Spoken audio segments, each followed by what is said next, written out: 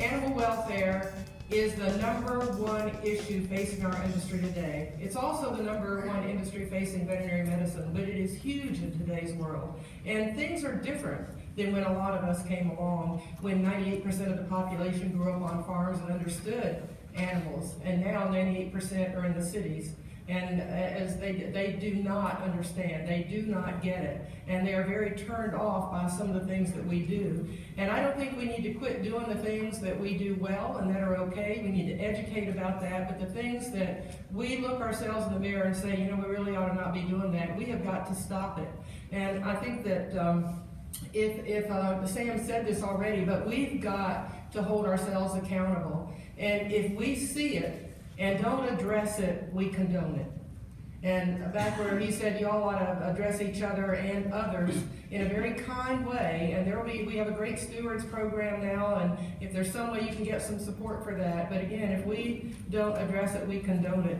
And so taking care of a horse, I love this new, you hold the reins, the horse holds our heart. And that's a reflection of today's change in the world around us too. And it is true, they do hold our heart. We all love these horses, and nobody wants to do anything but take care of them. So it's the right thing to do.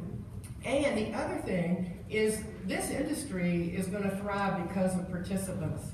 And if we're not taking care of the horses right, and the public is turned off by what we're doing, we're not going to attract new members. And that's not going to be good for business, and we're going to go in a downward spiral. And so this is not only what's right for the horse, it also is an economic influencer too, so keep that in mind too. And then also, if we address ourselves, if we police ourselves, police isn't the right word, but if we proactively take care of this horse internally, we're less likely to be taken care of externally.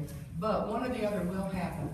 And so isn't it going to be great if AQHA, as it's doing right now, leads the way in animal welfare, shows the world how we are taking the bit in our teeth, so to speak, and that we are preserving this horse, not only for today, but for tomorrow, and we're going to attract people. So if we don't police ourselves, again, others are going to take over. They're going to come in. Like we said, the FBI has a National Incident Registry. You might ask yourself why. The reason is that people who abuse animals also abuse each other, and those are the people who commit crimes on each other. And so the FBI has recognized that now. So it'll be very much like sex offenders. There will be an animal abuse person, and they'll be registered, and you can look up in your neighborhood and see how many abusers are in your neighborhood. And so I don't think any other person in this room wants to be on that list where anybody can look you up. You do not want to be on that list. And so we got to make sure that we keep ourselves off of that list, and so that this industry can thrive there. I really want to thank the AQHA for what they're doing, the transparency, proactivity. How many of you in this room are on the Animal Welfare Commission? Stand up, please. I've seen a couple of you. All right, here are your representatives. You can get Sam, you can get me, you can get any of these people, anybody on the Animal Welfare Commission. If you have any issues, please, because another thing this organization, thank you, the other thing this organization is trying to do is be transparent, connected to members. Your opinion matters. So please get with anybody there. You can call me, you can call Patty, you can call Ward, you can call anybody if you have any issues on this. So we're pretty excited about this, but the main purpose we're here to tell you today is your role and how important it is for everyone in having this industry not only survive, but thrive. And like I said, the world is changing. The other thing about it is animal abuse just used to be something that we felt bad about. It's now a felony. Ask the Tennessee Walking Horse people. There are people in jail with huge fines now because it's a felony. And so what we want to be doing is defining the rules.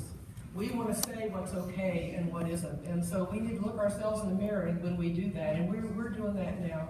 So it's all about helping you. It's all about helping this horse, and it's all about helping this industry, but we need you. And thank you so much. You know, running the Certified Horsemanship Association and being an Education Alliance partner of AQHA, our big mission is safety.